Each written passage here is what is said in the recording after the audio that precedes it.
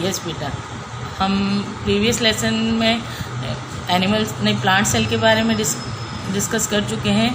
अब हम लोग एनिमल सेल में जो स्पेशलिस्ट एनिमल सेल हैं उनके बारे में डिस्कस करेंगे। तो हमारे पास 3 टाइप्स के स्पेशल सेल हैं। पहला है रेड ब्लड सेल, दूसरा है नर्व सेल एंड तीसरा है सीलिएटेड एपिथेलियस सेल। ओके बेटा, जो ब्लड सेल है उसका जो फंक्शन है वो है पूरी होल बॉडी में ऑक्सीजन प्रोवाइड करना, ठीक है। और उसका एडेप्टेशन का मतलब वो दिखने में कैसा है, नो न्यूक्लियस, उसमें कोई न्यूक्लियस नहीं होता है, वो बाइकॉनिक के शेप में होता है and large surface area of the absorbing oxygen, सबसे ज़्यादा ऑब्जॉर्बिंग करता है ऑक्सीजन को। कंटेन हीमोग्लोबिन उसके अंदर होता है विच कंबाइंड विद ऑक्सीजन। हीमोग्लोबिन के साथ क्या कंबाइंड होती है, ऑक्सीजन। ओके, ठीक है बेटा। नेक्स्ट है हमारे पास नर्व सेल। नर्व सेल जो है वो हमारी बॉडी में मैसेजेस को कैरी आउट करता है, ठीक है। यानी कि ये carry messages around the body, पूरी बॉडी के अंदर मैसेजेस को कैरी आउट करता है। मेन इसका वो वर्किंग ये बिल्कुल थिन है, लंबा है और बिल्कुल पतला है, अप 1 मीटर लॉन्ग, और इसका स्ट्रक्चर है 1 मीटर लंबा होता है। ये contain the both ends carry electrical signal.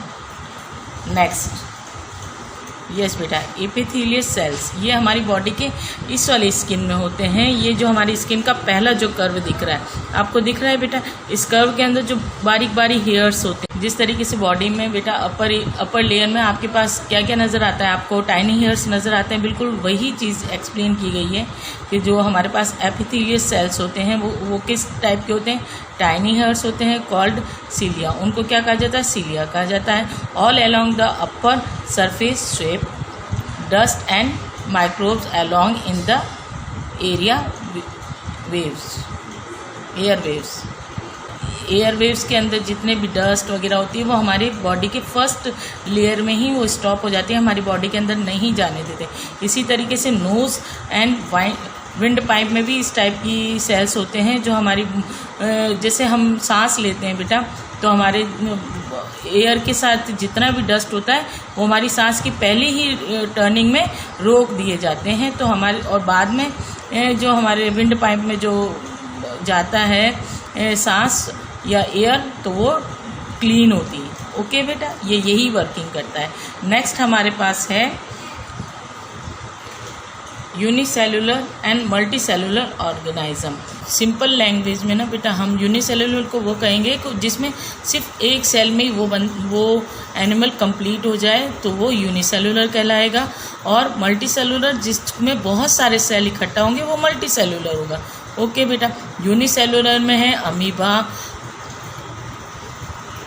Amoeba है, कोलेरा है, ये 1 सेल होता है और इसीलिए इसको क्या कहते हैं, यूनिसेलुलर सेल कहते हैं।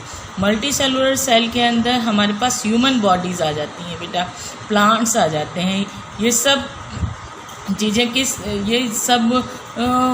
चीज़ें क्या कहलाती है, ह्यूमन बॉडी वगैरह, ये सब मल्टीसेलुलर ऑर्गेनिज्म कहलाते हैं बेटा।